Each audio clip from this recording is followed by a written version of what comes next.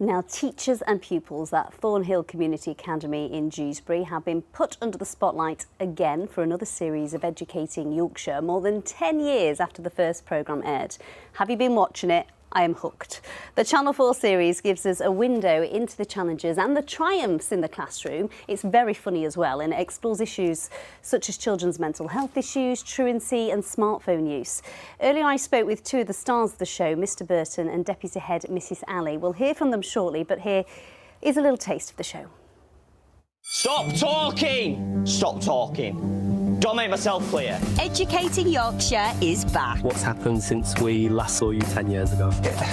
Times are different, aren't they? Get rid of Snapchat, get rid of TikTok, get rid of Instagram. I'm hoping that you're mature enough to tell me who it was. Who made the big noises?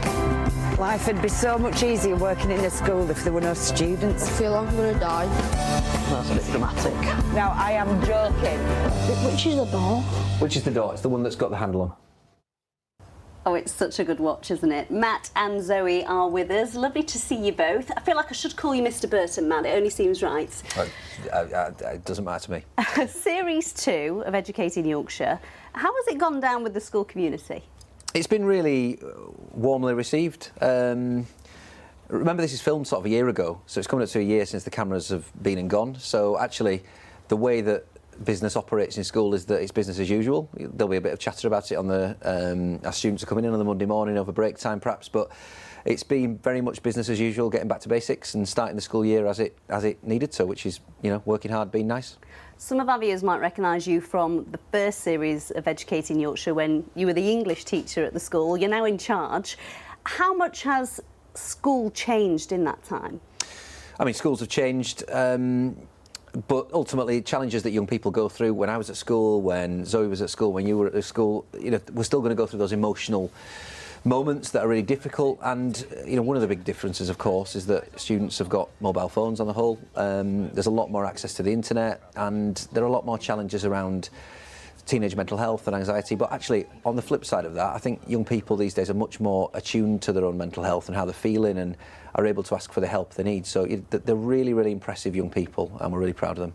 Zoe, you touch on loads of different challenges, which is probably just a day in everyday life at the school. Children's mental health, like we've heard, smartphones, truancy, you name it, the lot. What would you say are the biggest issues that are facing young people in 2025?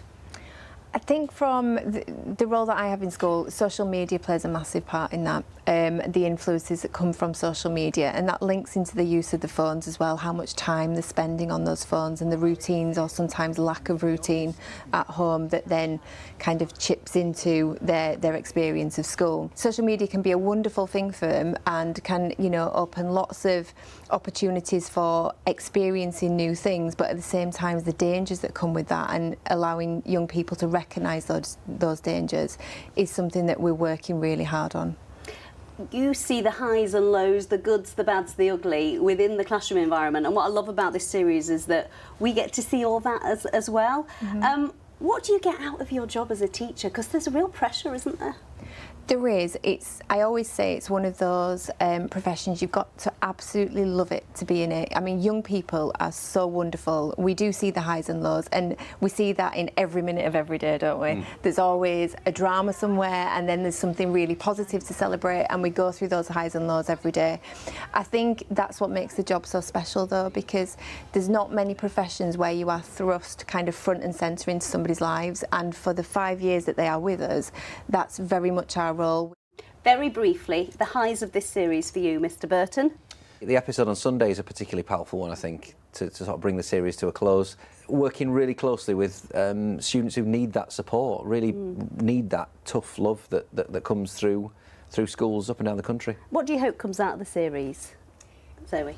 I think young people get such a bad press sometimes, and the teaching profession does actually. You know, it's not seen as a glamorous, well thought of profession sometimes. You know, we deal with a lot of parental complaints and all of those things. And what we really wanted to do when we went into this project is to shine a real positive light on the amazing work that goes on in schools up and down the country. Well, you certainly do that. You make all teachers and you make our region very proud, so thank you.